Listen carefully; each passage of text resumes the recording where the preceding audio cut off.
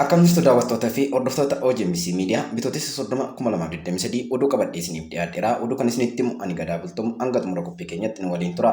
Horsiisee bultoonni Booranaa hongee yeroo dheeraa booda erga roobni roobees rakkoo hamaaf saaxilamuu himan. Bal'ina oduu kanaatiif Muzayyin Kadir.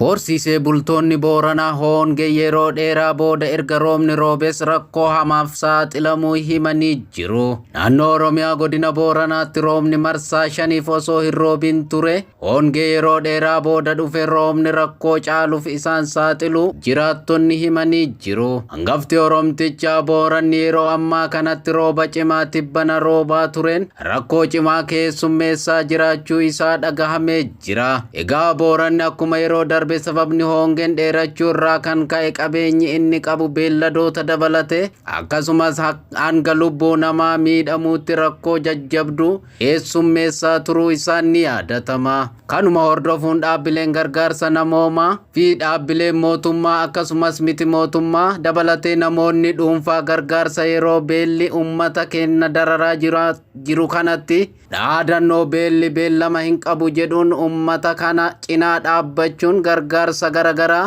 gochaa turuu isaanii ni yaadatama.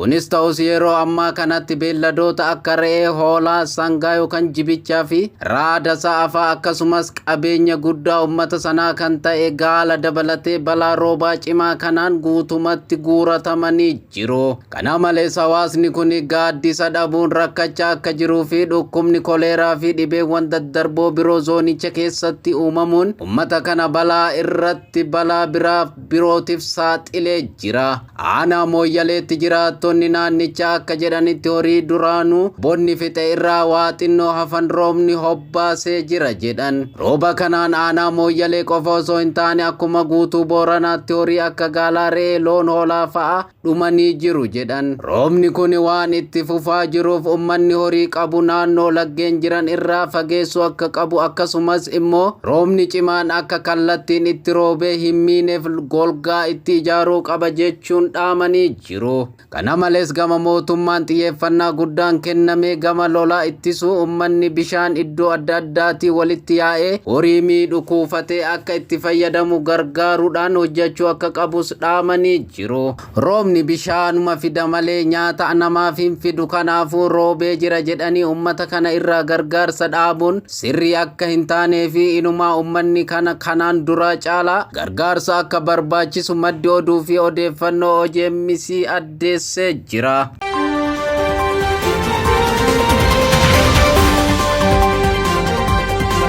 Guyyaan dhufaatii Waaqayyoonni uumama yaaddoo jedhuun lammiileen Ugaandaa gara Itoophiyaatti godaanuun dhagahamee jira. Eebbaa Waajjiraa bal'oo oduu kanaa qindeessee jira. Guyyaan dhufaatii Waaqayyoon uumamaa duutii fi buqqaatiin ni jiraata yaaddoo jedhuun lammiilee Ugaandaa 100 lakkaa'aman gara Itoophiyaatti godaanuu ministeerri dhimma alaa beeksise. Dubbii himaa ministeera dhimma alaa Ambaasaadder Mallas Alam dhimmoota garaagaraa irratti miidiyaaleef ibsa laataniiru. Guyyaan dhufaatii Waaqayyoon dhufa yaaddoo jedhuun lammiileen Ugaandaa 100 lakkaa'aman kiiloomeetira hedduu imaluun gara Itoophiyaa seenuu Ambaasaadder Alam ibsa isaanii eeraniiru. Hordoftoonni amantaa Ugaandaa kutaa bahaa biyyattii jiraatan 100 lakkaa'aman guyyaa dhufaatii Waaqayyoo kana baqachuun gara Itoophiyaatti godaanuu isaanii poolisiin Ugaandaa beeksisee ture. Abbootiin amantaalee guyyaa dhumaatii addunyaa naannawaa kana eegala jechuu isaanii hordofee lammiileen kunneen gara Itoophiyaatti baqachuu isaanii poolisiin biyyattii himeera. Sababa kanaan lammiileen kanneen qabeenya isaanii gurgurachuun godaansaaf saaxilamuu miidiyaan Ugaandaa gabaaseera. Lammiileen kunneen yeroo naannoo uummattoota kibbaa naannawaa Nyaantaagoom jedhamutti kan argaman ta'us eerameera.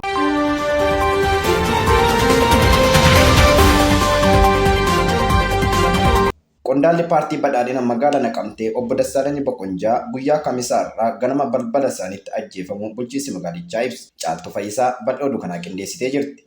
Qondaalli paartii biyya bulchuu paartii badhaadhinaa obbo Dassaalany Bokonjaa magaalaa Naqamteetti guyyaa Kamisaa har'aa ganama balbala isaaniitti ajjeefamuun ibsame. Bulchiinsi magaalichaa balbala mana isaaniitti hojiif osoo bahanii qaama hin beekamneen ajjeefaman jechuun ibsa gaddaa baaseera. Obbo Dassaalany itti gaafatamaa waajjira paartii badhaadhinaa magaalaa Naqamtee ta'uun tajaajilaa turan. Itti gaafatamaan paartii badhaadhinaa damee Oromiyaa obbo Fiqaaduu Tasammaa ajjechaa raawwateen gadduu isaanii dhaabichi ibsa baaseen beeksiseera. Ajjechaa kanaafis qaama hidhatetu raawwate jechuun paartichi himateera. Haa ta'u malee magaalli lixa Itoophiyaa naqamte magaalaa irra deddeebiin aangawoonni siyaasaa fi nageenya keessatti ajjeefamaa turanidha. Ajjechaa kanaafis aangawoonni mootummaa qaama abbaa torbee jedhamuu fi damee hidhattoota shanee ta'uu ibsaniin himatu. Dhimma ajjechaa kana irratti wanti gama hidhattootaatiin jedhame hin jiru. Waggoota muraasa darban keessumaa gama lixa Oromiyaa hidhattoonni soso'an qondaalotaa fi godinaa fi aanaa dabalatee lakkoofsaan hedduun ajjeefamaniiru. Ajjechaa kanaafis poolisiin hidhattoota waraana bilisummaa Oromoo kan shanee jedhanii fi tarree shororkeessummaa farrajame himatu. Akkuma waraana kaaba Itoophiyaa mariin xumurame sochiin hidhattoota Oromiyaa keessaas mariin akka xumuramu qaamoleen garaagaraa waamicha taasisaa jiru. Ammatti mariin eegaluu baatus mootummaa fi hidhattoonni mari'achuuf fedhii akka qaban ibsaniiru. Haa ta'u malee qaamni sadaffaa hidhattoonni gaafatan irratti waliigaltee irra gahamuun isaa ifa miti. Lolaa fi okkara Oromiyaa keessatti waggoota muraasa darban adeemaa jiru lammiileen hedduun lubbuu dhabaniiru. Kuma dhibbaan kan lakkaa'aman buqqa'aniiru. Hamma waraana kaaba biyyattii xiyyeeffannoo hin argatiin jira jechuun kanneen itti dhiyeenyaan hordofan ibsu.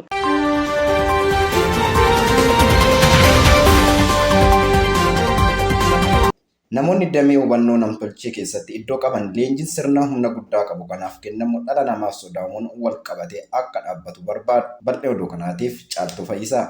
Namoonni damee hubannoo namtolchee AL keessatti iddoo qaban leenjiin sirna humna guddaa qabu kanaaf kennamu dhala namaaf sodaa'uun wal qabatee akka dhaabbatu barbaadu. Hubannoon namtolchee kun balaa qabaachuusaa xalayaan ifa ta'ee barreessuun irratti mallatteessaniiru. Dorgommiin hubannoo namtolchee guddisuuf taasifamu to'annoo ala ta'eera jedhan hoogganaa olaanaa Twitter Elon Musk kanneen leenjii sirna kanaaf kennamu yoo xiqqaate ji'a jahaaf akka dhaabbatu barbaadan keessaati.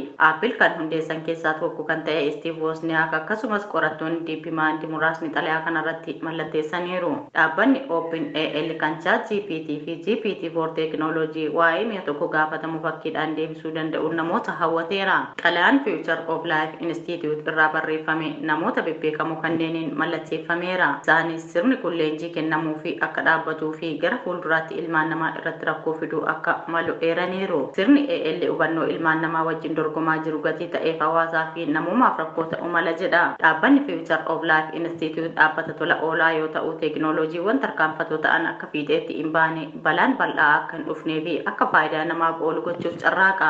Abbaan qabeenyaa oomisha konkolaataa Teeslaa Elon Musk gorsaa alaa dhaabbata kanaati. Hubannoon namtolchee yeroo akkaan ammayyaa'aa adeemuu of eeggannoon qabamuu qaba jedha xalayichi. Garuu ji'a muraasaan as hubannoon namtolchee to'annoon ala ta'ee sammuu dijitaalaa fayyadamuun namoonni sirna kana kalaqan hubachuu yookaan tilmaamuu danda'aniin ol ta'eera jedha. Xalayichi hubannoon namtolchee kun waltajjiiwwan odeeffannoo sobaan guutuu danda'a akkasumas hojii namootaa otomaatikiidhaan bakka buusuu mala jedha.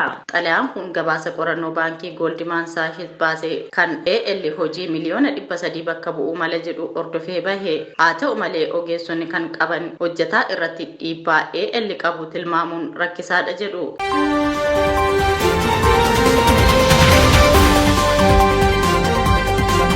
Gaazexeessaa fi barreessaan Maartiin Pilaawot waraana bilisummaa Oromoo fi mootummaa jidduu qaamni sadaffaa seenuu qabaa jedhe. Muzayyiin Kadir bal'oo oduu kana qindeessee jira. Gaazexeessaa fi barreessaan Maartiin Pilaawot waraana bilisummaa Oromoo fi mootummaa jidduu qaamni sadaffaan seenuu qaba jedhee jira. Maartiin turtii OMN wajjin taasiseen Itiyoophiyaan ammas qoqqoodamuu fi bocni ishee jijjiiramuu dandeetti jedhe. Sababa walxaxaa fi ulfaata humnoonni waraanaa ektiraa waraana Tigraay keessatti hirmaataniif Maartiin ibsee jira. Dhimmoota gafa gaanfa Afrikaa irratti xiinxalaa barreessuun kan beekamu gaazexeessaa Maartiin turtii OMN kutaa afaan Ingilizii wajjin taasiseen haala Itiyoophiyaa keessa turtee fi amma keessa jirtu irratti yaada kennee jira. Dhimma Ektiriyaa fi Tigraay irratti yaada kan kenne Maartiin hariiroon Ektiriyaa fi Tigraay jidduu jiru walxaxaadha jedha. Akka gaazexeessaan kun jedhutti bara 1984 naannoo Tigraayitti beelli bu'ee wanti nyaatamuu fi dhugamuu dhabame Ektiraan hulaa gargaarsi ittiin seenu karaa Suudaaniin cuftee turuun isii waan osoo hin goolabamin hafeedha jedhan. Kaayoo guddaan Ektiraan waraana kaaba Itiyoophiyaa irratti hirmaatteef bu'aa waraana Itiyoo Ektiriyaa kan bara 1998 bu'aa isaa jijjiirudha jechuun ibsee jira. Akkuma bara 1984 daandileen deeggarsa namoomaa cufuun ammoo karoora gama Ektiraatiin karoorfame ta'us eeree jira.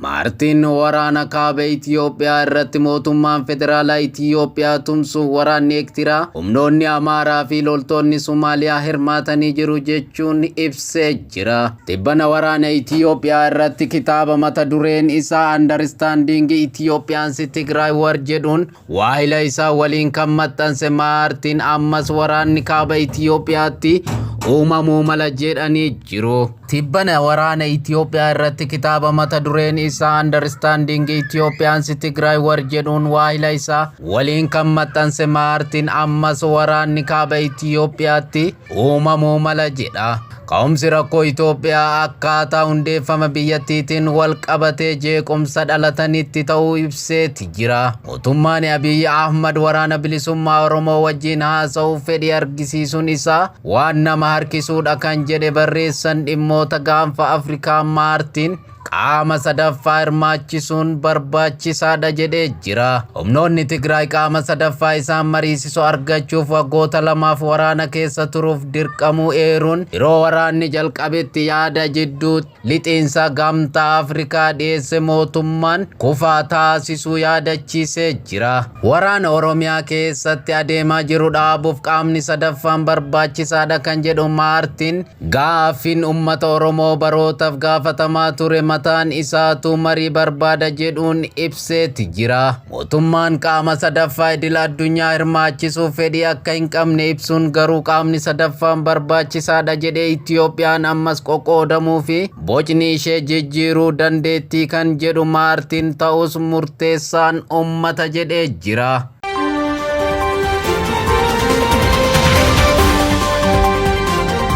Raashiyaan Yuukireen wayita weerartu waraana caalaa humna tikaa Raashiyaatu milkaa'ina guddaa argate jedha dhaabbanni UK dhimma ittisaa irratti gorsa ogummaa kennu Royal United Service dabalata qabna.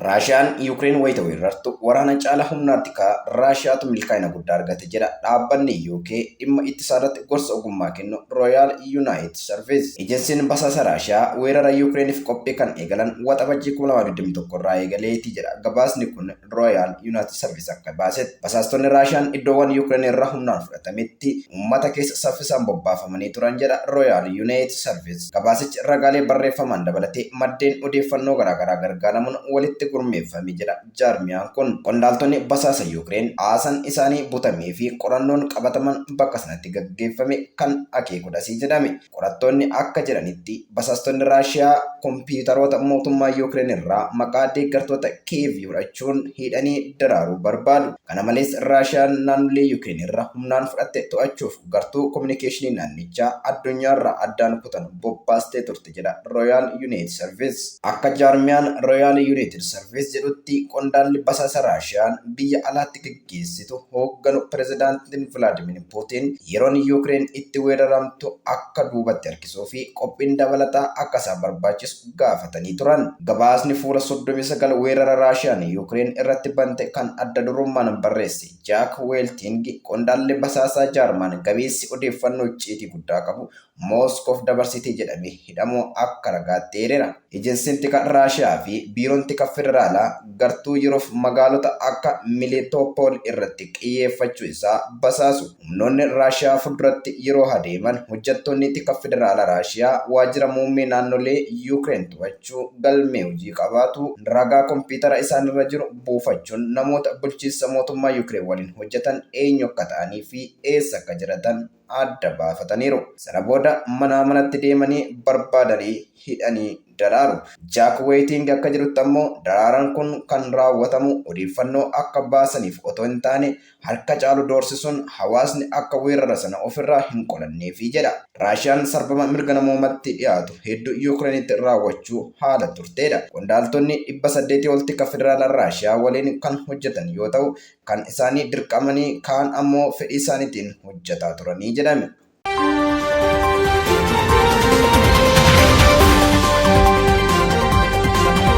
Egaan dhaggeeffattoota keenya oduu har'aaf qabannee dhufne kanumaa waan nu waliin turtaniif galatooma.